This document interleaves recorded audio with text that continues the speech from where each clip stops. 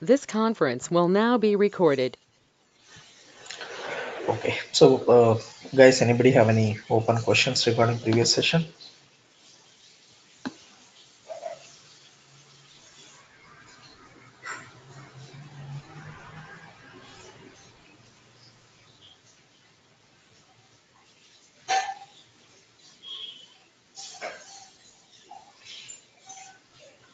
Okay, so hope you're good.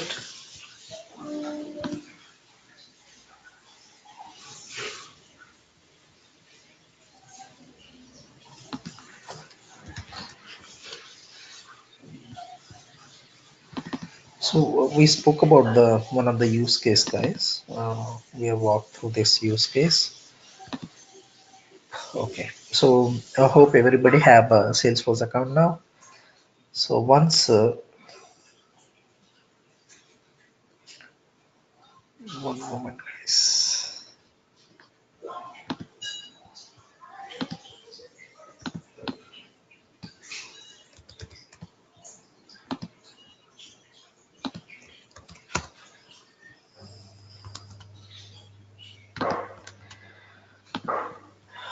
Okay.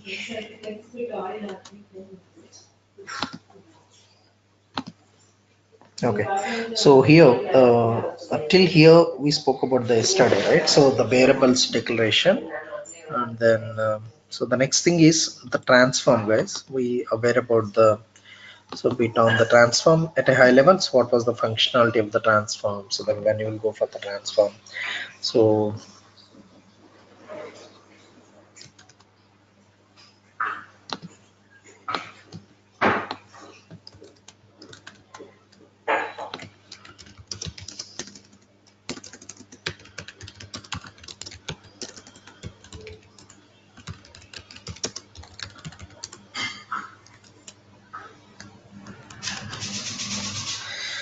sorry for that. So in the transform, what you are doing here, we are trying to talk with a external property file, guys. You can see clearly that one. The P means here it represents a property of. So this we can do in only the transform. So the P of that object, whatever the object we are getting, the first time we'll get an account, second time we'll get an opportunity, third time we can see the contact, like that one by one we'll get it. So then, so based on this P of that object, right? So we'll talk to the external properties file, right? From the external property file, we mentioned clearly the query, right? We externalized, so the select ID, whatever that one. So then we are talking to that particular account. Then where we are putting this condition also, guys. Still this it's a common, right? So where system mod stamp is greater than the modified to we prepared in the previous step, right? So in the one of the variable we prepared that modified tab. So there we have to merge it, there we have to append it, right? You can see that's where start modified tab, right? That means you can see that so whatever the property of that object, and then we are trying to append it, so that we are trying to assign it to the object, right? That is nothing but a the payload, right? So this one we are trying to reading the next level of the component, right? So what it will give, so this will give, so whatever you written in the property file, right? So this is the account the query, similarly contact query, opportunity query. So the P of object means that is nothing but an object name, and then merge with so the modified date, modified time, so modified time, so that so we are trying to uh, pose the query here, right? So once we read that thing, so the payload dot object, that object contains the query of that whatever the S object name, either it's a S object in the sense Salesforce object, either it's account or opportunity, or else other one is contacts, right? So we're trying to execute it. You can see clearly the Salesforce query. So when you're trying to drag and drop the component from the from the palette, so we have to drag and drop the query, guys. There is a many other components or other kind of operations also there, but in this particular case we need a query, right? Apart from that, you can see the upset operation, that you can see the upset bulk, upset record, upset many things are there in the Salesforce. Okay, So, but in this particular query, so we need a query Salesforce that drag and drop it. So compared to 3.8, everything is an external, guys, externalized, even the operations also, even the DB also, whatever the operation you want to do. So outside only you have to decide it. Either you are trying to ingest the data, either you are trying to retrieve the data, right? So that you have to decide the outside itself. Then you have to drag and drop the component. But in case of 3.x, so once you drag and drop the component, once you establish the connection, there we have to choose in the drop down, right? What operation you have to select it, right? That's the difference. So what happened here? So in this particular scenario, payload.object. So this will get executed. Before that, we already so done the configuration. We clearly see this configuration, right? You can see that this is also environment specific mention, right? So the SFDC dot username and the password, the token, authorization URL. So all you mention as a environment specific. Even the tomorrow, so you guys push to production, so then it will point to the product, right? According to our so based on this global elements, it will identify the environment, right? It will identify the property file. We seen clearly how it will recognize property file, how it will identify the particular environment. These two steps will help us to configuration will help us identify the environment, identify the property file, so that accordingly it will read it and it will execute it, guys. Okay, so this once this executed this query in the Salesforce, then we'll get a data, right? I'll quickly show you guys how to in the earlier also I shown you. So but how it's very tough to write manually this kind of queries, because the Salesforce object contains more fields, right? So number of fields will contain maybe greater than 50, 100. So some of the custom objects, right? So they will create a custom objects also apart from that existing standard objects. So that contains hundreds of fields. It's very tough to write it. So that I suggest you guys earlier. So try to use the developer console, right? I hope I explained you guys. So in the developer console, what you can do is you can prepare a query, guys. Okay, you can prepare a query there itself. You can execute it there, and then everything is working. We can take that query, we can put into your component. So once you logged into the Salesforce, right? This is my Salesforce account. So on my name, I can see the developer console option, right? So if we don't have a rights to see the developer console, we have to get the permission from the admin, whoever admin for the Salesforce. Then you have to get that admin. You have to get that permission, developer console permission, developer console permission. You have to get it. By default it won't be there if you're not an admin. Okay, so this is my temporary account. I am the admin for this, so that I can see clearly developer console. Okay, click that one, it will open a separate pop-up. So what I'm trying to explain, so this is how to prepare a queries. If you blindly write to the say into account itself in the component itself, it may not work, right? It may have some compilation issues and all. So that first capture the query from Salesforce itself, so that you can execute it here, then you can get it here itself, right? How many fields you want, that too you can remove that whatever the expected fields we can select it, so remaining fields you can enter it. But in this particular case, I'm trying to retrieve all the fields from the account, right? If you don't want that, you can ignore it here. You can see it here how to make the query here. You can straightforward, you can write it. If it's a limited fields, then you can write it. Or else if you want to prepare query in the Salesforce itself, go to file. Once you open this developer console, guys, 1 minute, so getting some noise.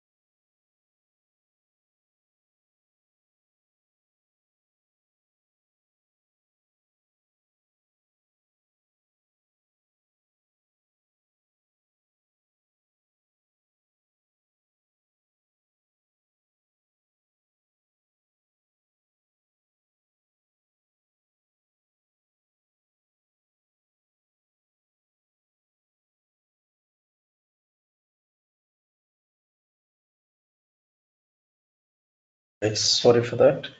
So you can see it here in the file option. So go to file option and then click open here.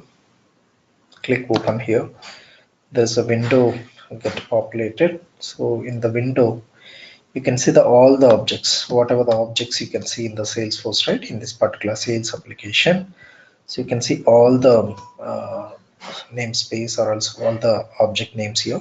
Suppose think like you want to talk with you want to prepare a query with account, then double click on this account. Okay, it will get populate all the fields, whatever the fields in the account, right? I don't want all the fields, I just want limited fields. Select that limited fields and then click query. You can see it here, select ID is deleted, master record ID, name, type from account. It's a little bit different the normal query and run whatever you're writing the queries in the DB, right? It's a little bit different here, guys. So this is nothing but SOQL, right? Salesforce object query language, right? So it will prepare by itself, right? Salesforce itself, it will prepare a query. Okay, so then you can execute this one. If you want to execute it in the bottom, you can just select this query and then execute it, right? It will show clearly that limited fields ID is deleted, MasterCard name, and then you can see this 716 records are there as from in account. Okay, so take this query, so that way I prepare it, guys. Otherwise, so these many fields writing manually is very tough, right? So so that's a way. Otherwise, if you want to, suppose if you don't have a developer console access, what was the other way to write it, right? So here you can see if you open any object, right? So in the right side there is an arrow, you can see it here. So click that arrow and then there is a view fields option, right? So in the view fields, you can see the standard fields, the account standard fields, in the sense that's by default the account have a standard fields which is created by Salesforce. Apart from that, so there is a custom fields in the bottom. You can see clearly in the custom fields, right? Custom fields. So underscore underscore, say this is the double underscore, guys. It's not single underscore. So you can see all this wherever you see in the double underscore C. So that is nothing but a custom field. We can create a custom fields also, right? Here you can see field label and API name, right? So which one we have to consider? So always we have to consider the API field name, guys. We should not consider a label. The label is nothing but whatever the populating here, right? Whatever the populating in the account while you are seeing, right? So while you are seeing, so this is the account name you can see. But original backend field is nothing but a name. Hope you guys are clear, right? Always we have to consider the field name. That's nothing but a API field name we have to consider, right? We should not consider this one. This is nothing but a appearance label, right? So when you are opening, when you're creating a new account, you can see it here, right? So these are all are appearing labels. But whereas internally the field name is different. You have to consider field names, right? So either you can consider this way to create a query, or else so you can use a developer console. If you have an access, you can prepare a query. Hope you guys are clear how I created a query here, right? I created a query here, so then I populated it to that Salesforce object, Salesforce connector, and then so before that I established the connection, this query get executed, I'll get some results, right? So you can see the 716 records here. So similarly, based on your last year, right? So 1 year records, I'm trying to get it, right? That was the business, or also last 10 minutes, right? So whatever the condition here, right? You prepare the condition. So accordingly, we'll fetch the records. Once you will get the records, it's what I'm trying to do it here, right? So here, so in this scenario itself, we are talking about database insertion also, guys. Once you'll get the records, I just want to dump into my database, right? Just into DB. That's what our use case, right?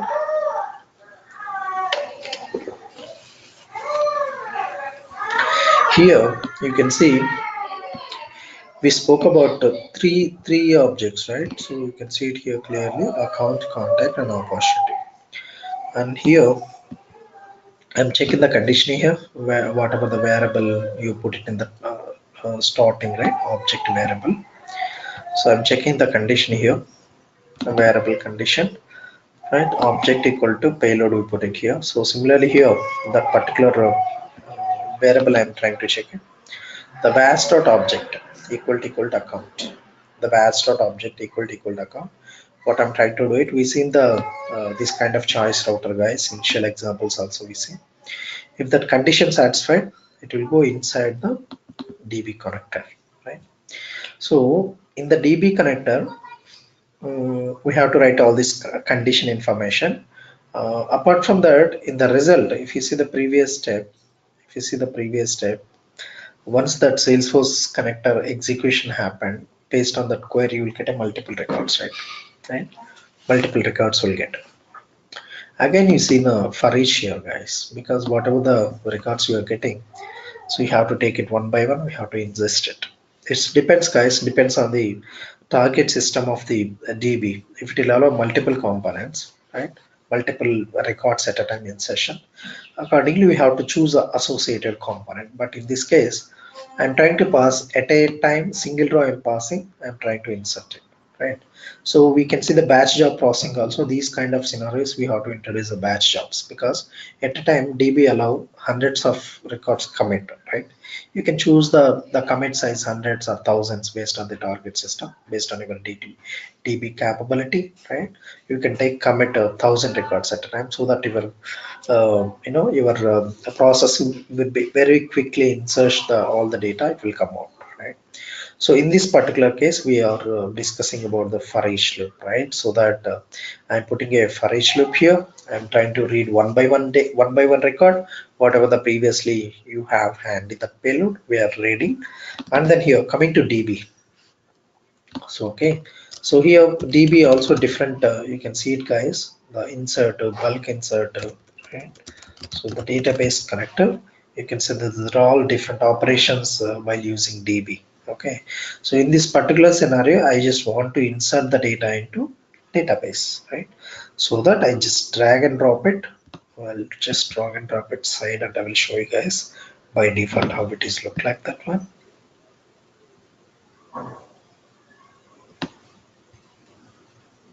Okay, I just drag and drop outside. So this is the DB connector, guys. Okay. So here I'll just open that DB connection detail, right? Click the plus symbol here, click the plus symbol here, and then you can see uh, here is the drop down. You can see it, guys, right? In which way you want to establish the connection, right? You can see straightforward few things, that is nothing but straightforward in the sense straightforward DB databases, right? MySQL connection, Oracle connection, Microsoft SQL Server connection, Derby connection. Apart from that, there is a generic connection, right? Means, so here if it is a four databases, right? The MySQL or else MySQL connection, server connection, and then Oracle connection and the Derby connection. If it is any your target system, your DB, one of them you can choose accordingly. Suppose MySQL, just choose the MySQL, right? Accordingly, it will populate the DB configuration. What is the host name, port number, username, password, database name, right? If it is any other database, for example, I choose generic connection. Apart from that, you can see only two text fields. You can see URL and the driver name, URL and the driver name, right? So generally, when you're talking about the DB insertion, right? So I mean DB connection basically. So we need some drivers to establish the connection, guys, from MuleSoft to the database, whatever the database it is, right? So we have a in Java or else any other technologies, we have a different steps to establish the connection, right? So here also internally they written the Java logic only, guys, but we are not writing any logic. We are just configure the information, right? When you're trying to talk with any database connection, we have a multiple steps to establish the connection. The first step is choose the driver, guys, whatever the driver based on your database. Suppose if you are using a MySQL, then MySQL driver you have to use it. If you are using a Oracle, then MongoDB Oracle driver you have to use it. If it is a Microsoft SQL server, accordingly the driver is different, right? So the first step is based on your database, we have to choose the driver. That's the first step.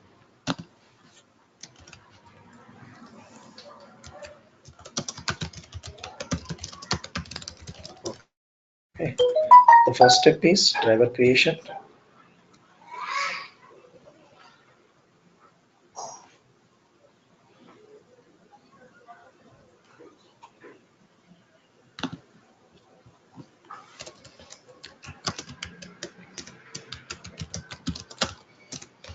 I'm just mentioning driver choosing, right?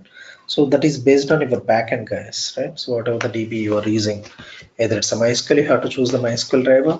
Accordingly, we have each and every database have a separate driver. So right, once choose the driver, the next step is create the connection, right? Sorry, create a statement.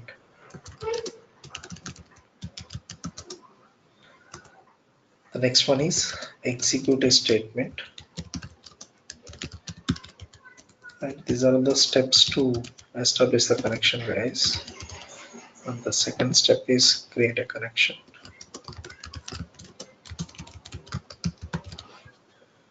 This is the third step to create the statement, fourth step, and then finally hold the results, right? It's nothing but a result set.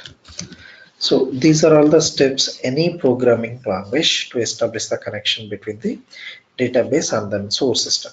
Okay, so first you know that what is the what things going inside the driver choosing, you have to select accordingly and then create connection. So based on that we have a built-in class again. So create a connection, we have to choose that the connection thing, and the next one is a create a statement, guys. Statement in the sense whatever the query you want to write it, you have to prepare that query. In the Java, we have a statement, prepare statement, and then callable statement. All these things are there, guys. The callable statement. These are all nothing but interfaces in Java. Okay. Statement and then prepared statement, a callable statement. Callable statement generally will go for a procedures. Any procedure calling will choose a callable statement. I'm trying to say about the Java thing, guys, here. So the callable statement will choose when you are talking to with any procedure. Then prepared statement is more secure than normal statement. So here prepared statement will get a wherever the set parameter, suppose you are trying to ingest the data into DB, right? You have to fulfill the set values, right? And then you have to ingest it, right? Whatever the query contain the columns, right? We have to mention it. We have to pass dynamically data to the query, right? So that time, you know, when you choose the prepared statement, in place of value, it will give like a question mark, right? So that's the internal with Java, guys. Okay, so that will be more secure than normal statement. Normal statement, there is a chance to change in the in between. Anybody some trying to hack it, right? So they can change it actually. But whereas a prepared statement, while going whatever the value is setting, right, it will go like a question mark in between. Somebody is trying to look it onto, it won't visible the value whatever you are setting, right? Next one is once you create the query, then we are trying to execute that query, right? So in this step we are trying to execute that query. Once you execute the query, you will get some results, right? So then we can store that results at result whatever you are getting in the result set, we can store it, guys. Okay, hope you guys are clear. So this is the things happen inside the any connection, right? So here also same thing happened, but we are not writing any code, we are just choosing the component configuration, right? So you have to fulfill that host to port to username password database. Who will provide this information? Whoever DB side, DB or DB side working, they will share you guys. Apart from that, if you want to in this particular so in this particular POC execution, we have to take care and we have to execute and then we have to prepare backend configuration, right? Whatever the required table creation, all this stuff, we have to take care of it, right? So For example, in this use case, once we get the data, we are trying to insert the data, but the table should available, right? Until unless so that won't create the records, right? So I'll just quickly show you how to connect with a MySQL, right? So once you install the MySQL Community Edition, right? So just download the MySQL Community Edition and install to in your local, right, in your machine.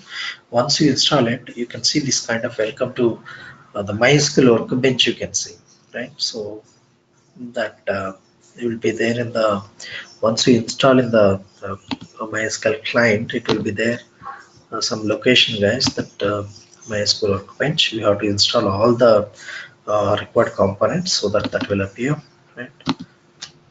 I'll try to quickly show you where is that MySQL. You can see the MySQL workbench. See the shortcut, you can see somewhere else, guys. You can see clearly that's shortcut MySQL workbench. I just put that into the here the desktop. I'm trying to start that one. Anybody have any questions? So install it and then click the shortcut. There is a through console also you can get it, guys. If you set class path and all, you can connect through CLI. The command prompt also you can connect it. Either way is fine, guys. This prefer the GUI mode, and there's a GUI, it will open clearly. So click here wherever you connected. So it might be local host also, maybe remote address also. So click here, so then it will open that clearly. So whatever you created that MySQL thing, right, it will open. Okay, so this is the GA, you can see. So here you can write all the queries, guys, right? Select databases. By default, few databases it will already appear, guys, in the backend.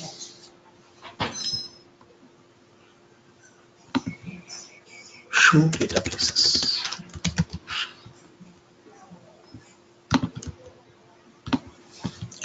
So it will show you the list of databases, right? So there is a command, guys, show database in the MySQL. That is a command. It will show you the list of databases, right? It's nothing but a schema, right? So when you're trying to talk with the configuration, so you can see clearly in the configuration, you can see that's a required field, right?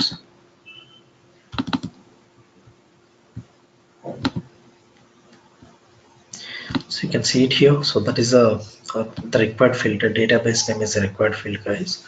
That is one thing. So anyway, you aware it, right?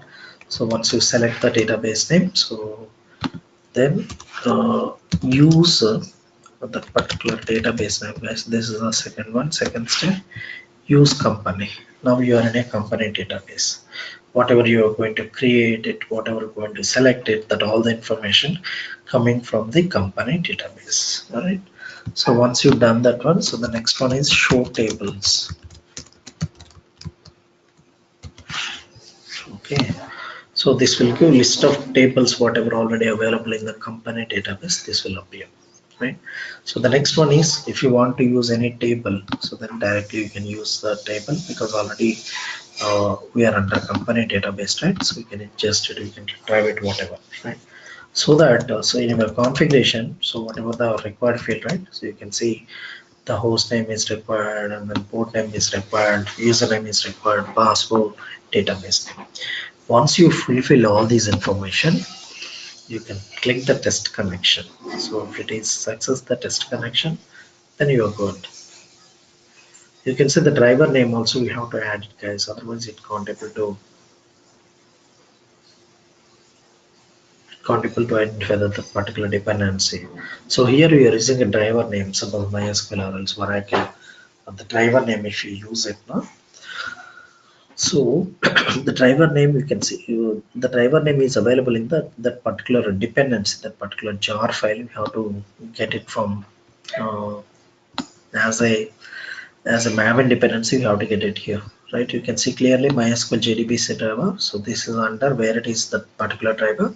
This is the jar file for the MySQL version 55.1.44. right? So from where you will get that dependency. Okay?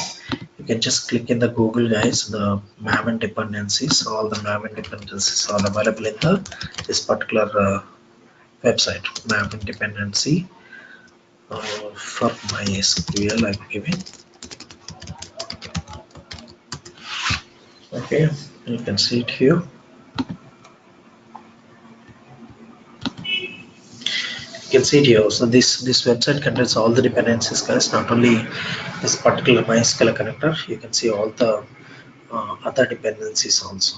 Okay, so you can see it here, the MySQL driver, and then the the dependency. You can see it here. Take this out. Take this out.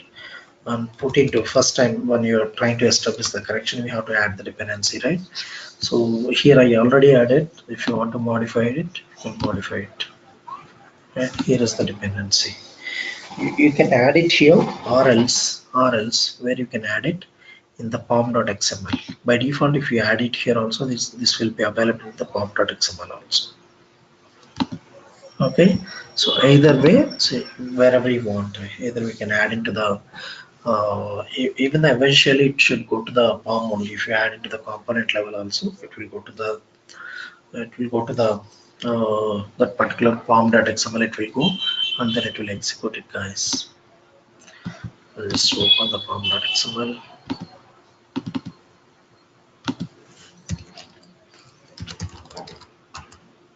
Okay, find again MySQL. You can see it here, guys. We taken the dependency. There is a dependencies tag here in the Maven. And dependencies start tag, dependencies end tag. So between that, what were the apart from the existing mule jar files, so whatever the things required for the other external properties, we have to take it out this dependency. We have to use it. Okay, so anybody have any questions, guys, till now? So we are seeing multiple things in this particular scenario, guys, particular use case. We are trying to talk about the Salesforce. Now we are trying to talk about the DP also. Anybody have any questions till now?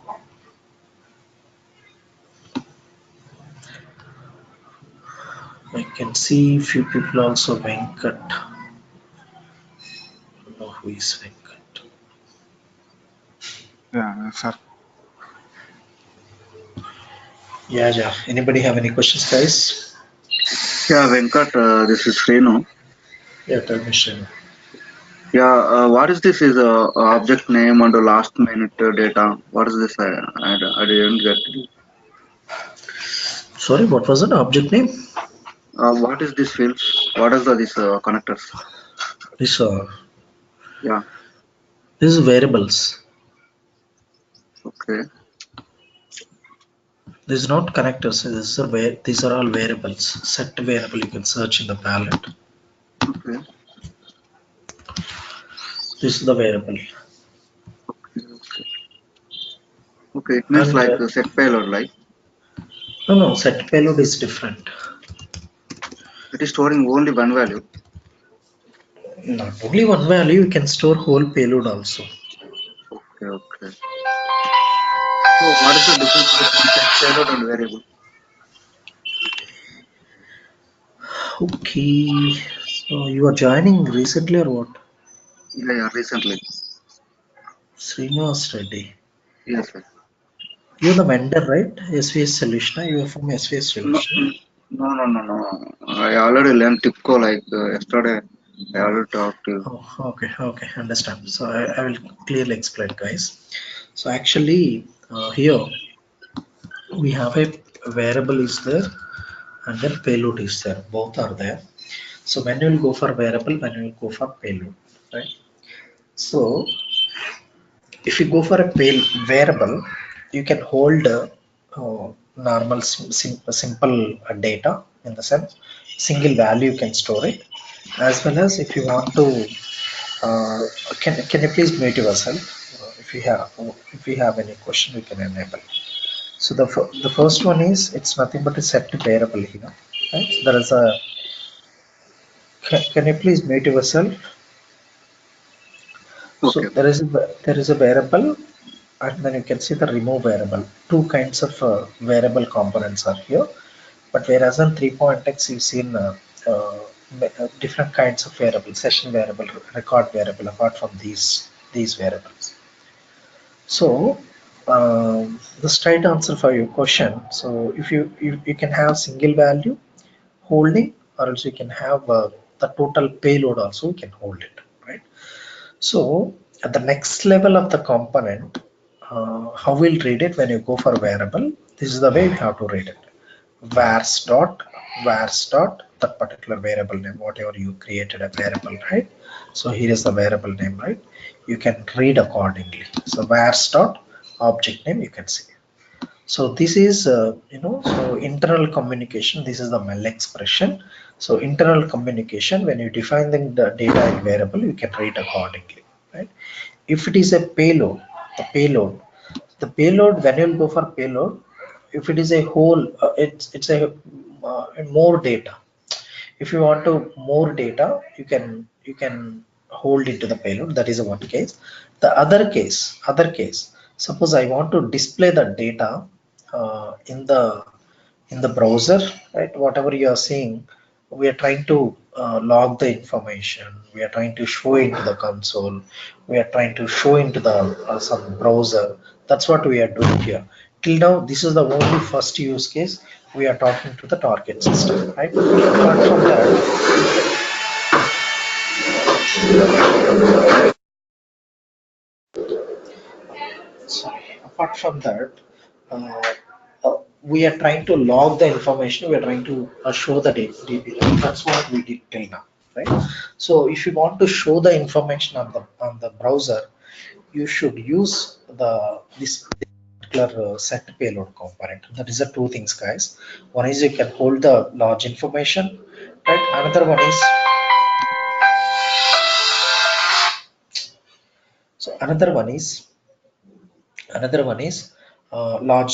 large information maintain. Another one is to display the content on the browser, guys. That time will go for a payload. But whereas in variable, you can hold the information, we can use it to the next level, right? But we can't able to show the information on the browser. That's the difference, right? So and then if you go for set to payload, there is a few more advantages, right? So whatever the content, suppose in the I just want to prepare a content in the some kind of conversion, some kind of just drag and drop the payload here. This is the payload. Um, I just want to convert huge payload. I want to prepare it. Suppose I want to prepare a JSON, right? So that will support here, guys. It's instead of payload, right? You are trying to read in the first step. You can write manually. You can prepare it. Suppose I just want to prepare a hard-coded content of the JSON. I want to prepare it, right? So that we can do it here actually, right? And then apart from that, this MIME types is there for every component will be there, guys. That's the only differences. You can see in the variable also the MIME type will be there, right? So generally, in a forget this MuleSoft. So generally, any coding technology. So when you will go for variable, right? You just define the simple values, simple content you define, then we'll go for a variable, right?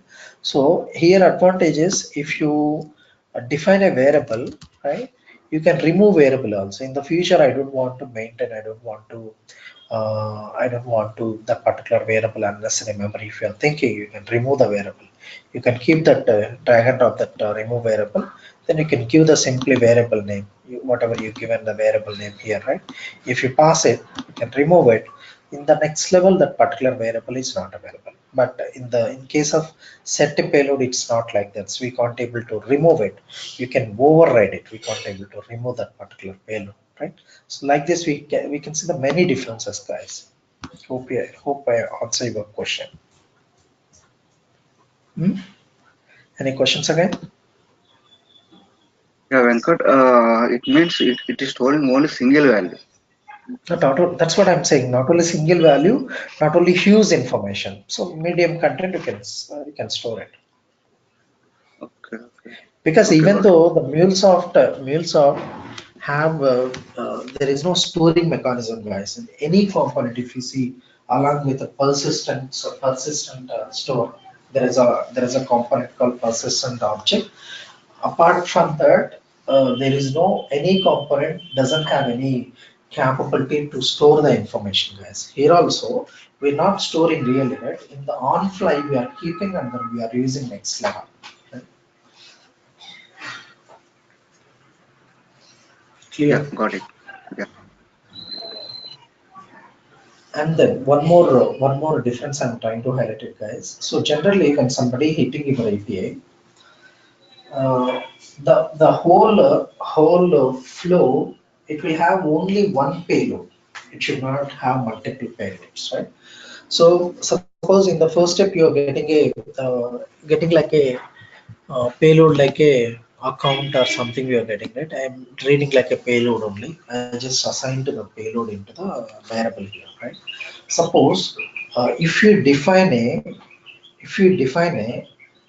any payload, if same thing if I put into the payload component, the payload also I can hold it, right? I can read it to the next level. The problem is, suppose I just want to override that payload. Suppose in worst cases, I want to maintain a two payloads, right? So there is a one is for from the consumer I'm getting, one is from the I just spoke to the target system. So I just got it. Again payload from the target system, right? So that makes sense, right?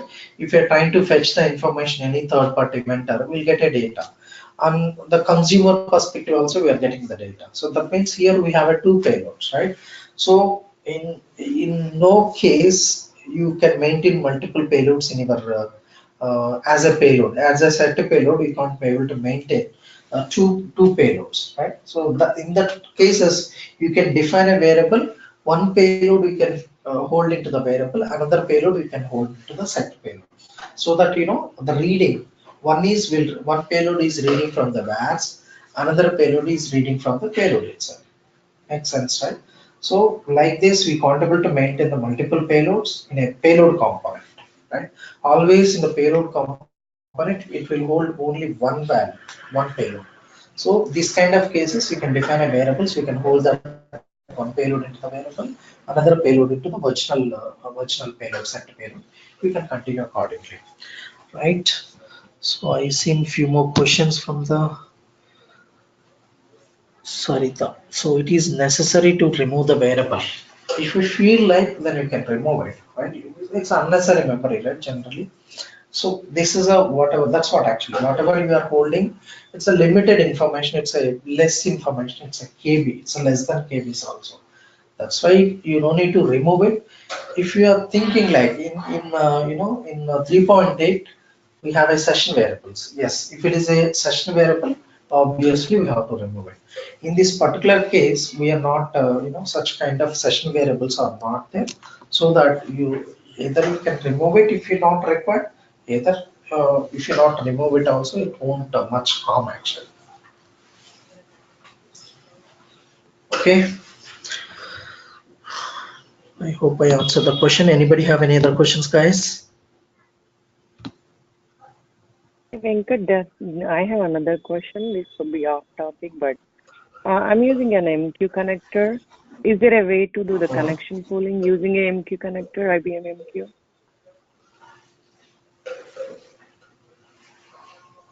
Okay, so that configuration already there, right? Connection pooling information. MQ connector, which connector you are using? Any point MQ you are I'm using, no? using no, Any I'm point using MQ. IBM MQ. IBM I'm MQ. trying to So time to, connector configuration itself will be there, right? Connection pooling option. It's not there, huh? it's not there in the core, so, and we are seeing some connection leakage, like it's creating lots of connections. So Okay. I actually I asked the same question to you like in the chat last week, but I'm sure you Okay. must have not got chance to see it. Okay. So If you can actually look here, and get back to me later, also that's fine. yeah, definitely. So see here what we are doing. So we are using existing components only, right? So we are not writing any code. So if it is such scenario, then Mm-hmm. we'll go for no. So either Java code you can write it, you can avoid the leakages, right? So that we can do is because existing components, even still in 4.x also some issues are there, right? So you can raise a if you are using any enterprise edition, you can raise a concern to MuleSoft, they will get back to you actually about that, right? In next releases, any error, they will resolve that and they will Yeah, deploy. yeah, I did that, but I thought in case I was curious if you know anything about that. So. Yeah, generally what we will do, so we seen few more issues in the other connectors also.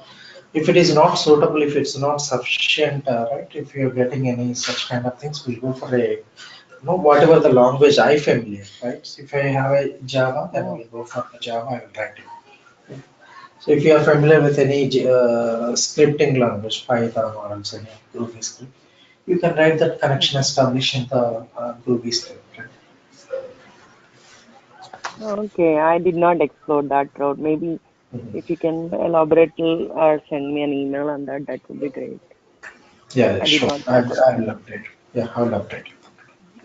Thank you so much. I'll You ping you from my email ID. Srinivas, right? Yeah, Okay, great. Okay, thank you. thank you. It's okay.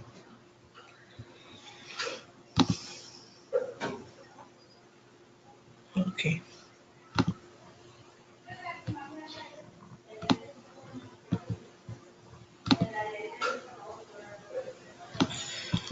So anybody have any other questions, guys?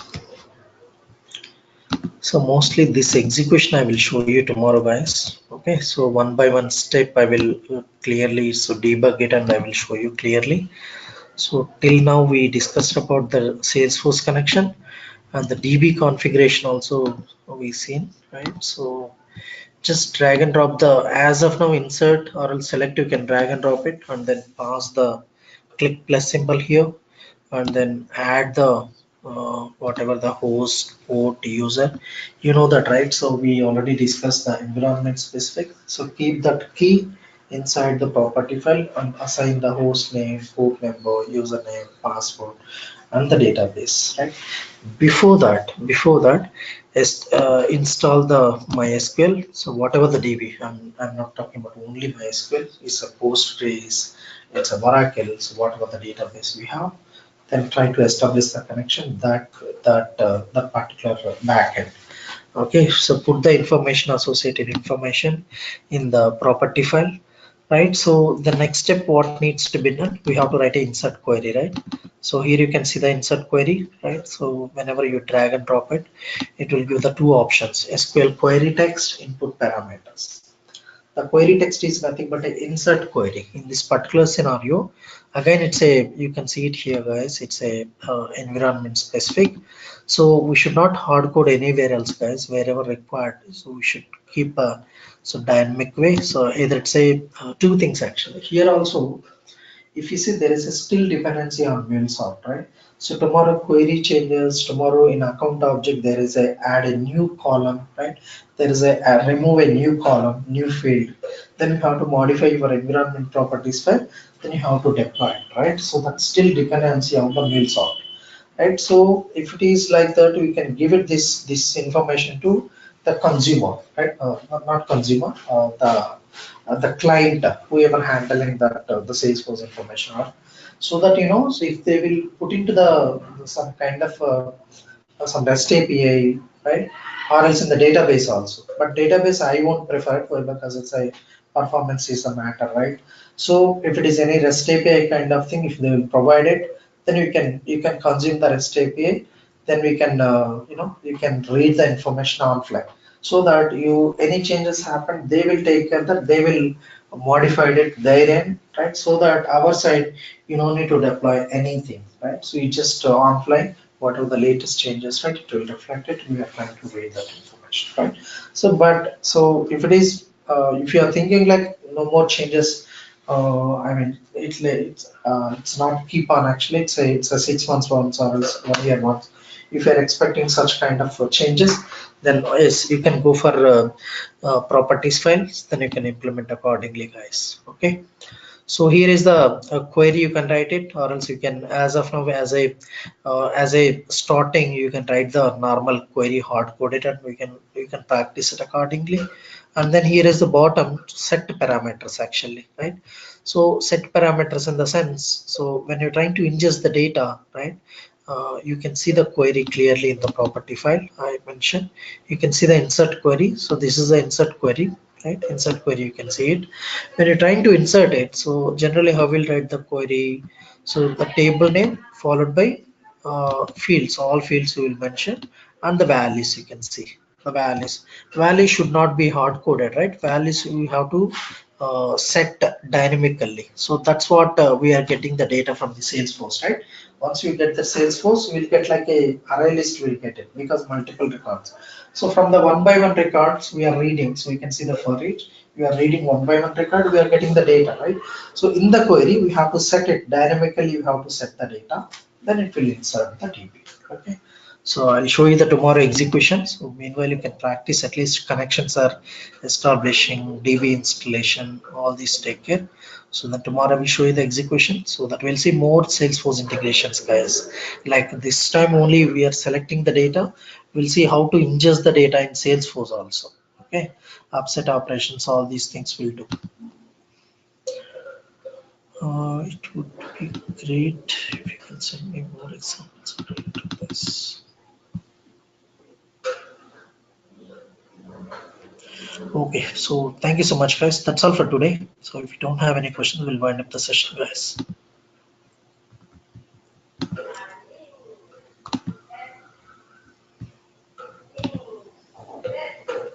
Okay, thank you. Thanks so much. Bye.